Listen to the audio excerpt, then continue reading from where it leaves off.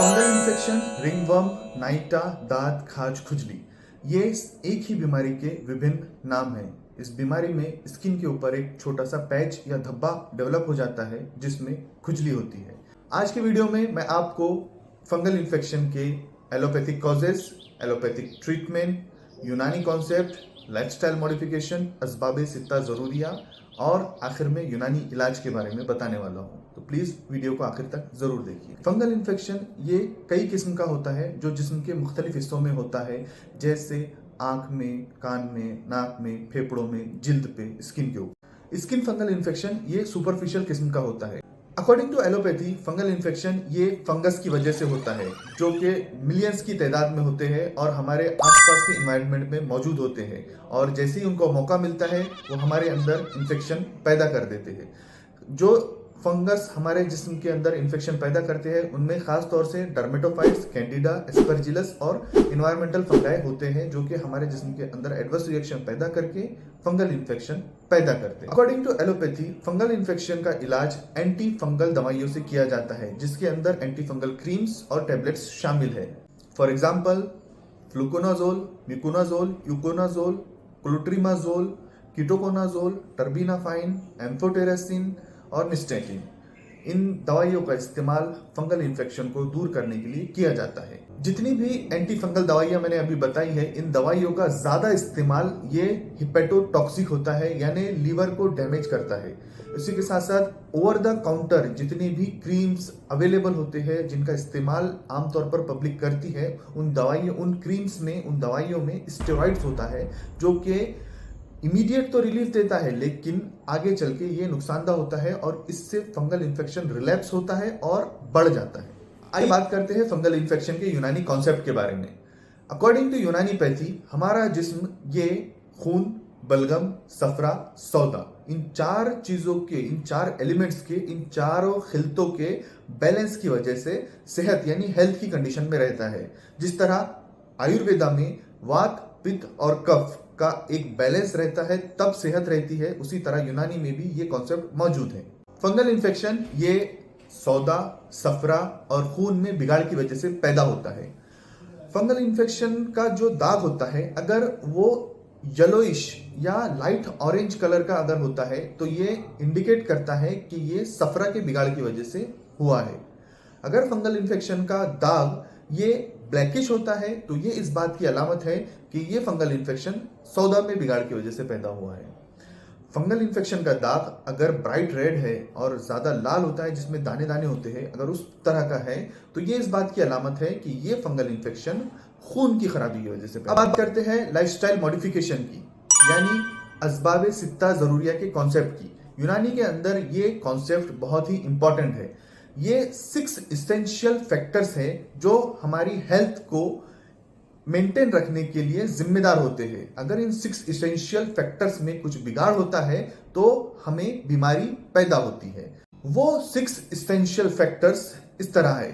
सबसे पहले है इन्वायरमेंटल एयर, उसके बाद है फूड एंड ड्रिंक्स, उसके बाद है फिजिकल एक्टिविटी एंड रेस्ट, चौथे नंबर पर है साइकोलॉजिकल एक्टिविटी एंड रेस्ट, उसके बाद 5वें नंबर पर आता है स्लीप एंड वेकफुलनेस, और छठे नंबर पर है इलिमिनेशन एंड रिटेंशन। इन 6 चीजों के अंदर अगर बिगाड़ आता है तो हमें बीमारी पैदा हो सकती है। फंगल इन्फेक्शन के लिए भी इन 6 चीजों के अंदर बैलेंस का होना जरूरी है।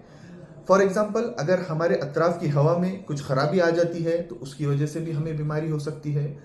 जिन चीज़ों को खाना चाहिए और जिन चीज़ों को अवॉइड करना चाहिए, अगर उस तरह से ना किया गया तो हमें बीमारी पैदा हो सकती है। खाने पीने के अंदर बैलेंस का होना ज़रूरी है। फिजिकल एक्टिविटी और रेस्ट के अंदर में भी एक रेशो का होना ज़रूरी है। ऐसा नहीं होना चाहिए कि सिर्फ एक्टिविटी की जाए और रेस्ट ना किया जाए, उसकी वजह से भी डिसीज डेवलप हो सकती है। इसी तरह साइकोलॉजिकल एक्टिविटी और रेस्ट का भी एक बैलेंस होना बहुत ज़रूरी है।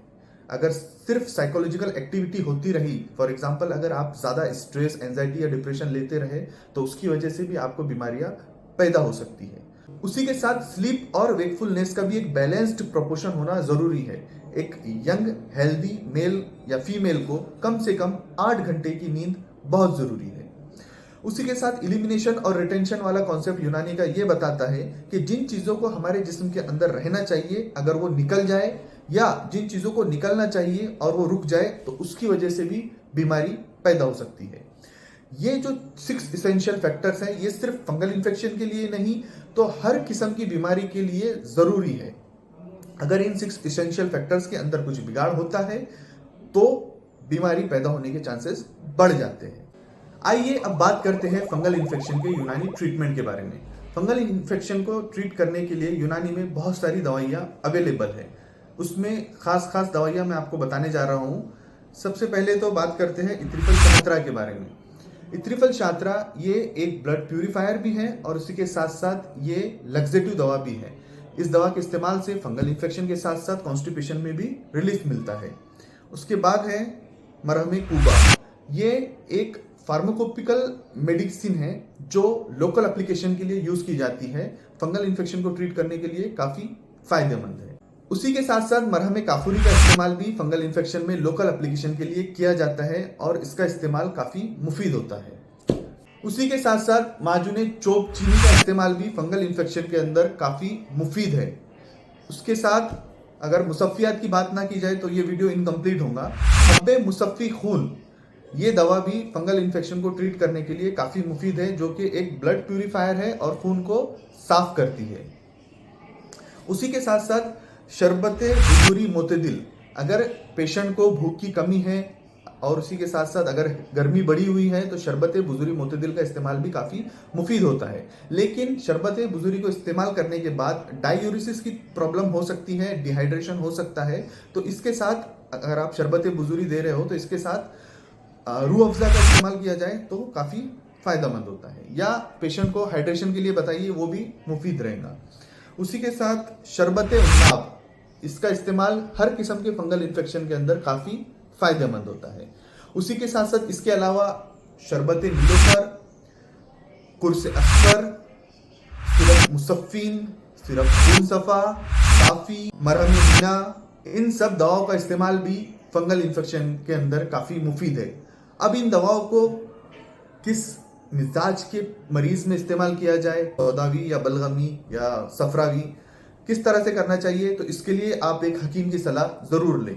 उसी के साथ ये एक चीज मैं आपको बताना चाहूंगा कि जो फंगल इन्फेक्शन जल्दी जाता नहीं है या रिलैप्स हो जाता है, ऐसे पेशेंट्स के अंदर ब्लड शुगर लेवल का टेस्ट जरूर करवाएं, क्योंकि इंसुलिन रेजिस्टेंस की वजह से या प्री डायबिटिक स्टेज की वजह से भी फंगल इन्फेक्शन ठीक नहीं होता है।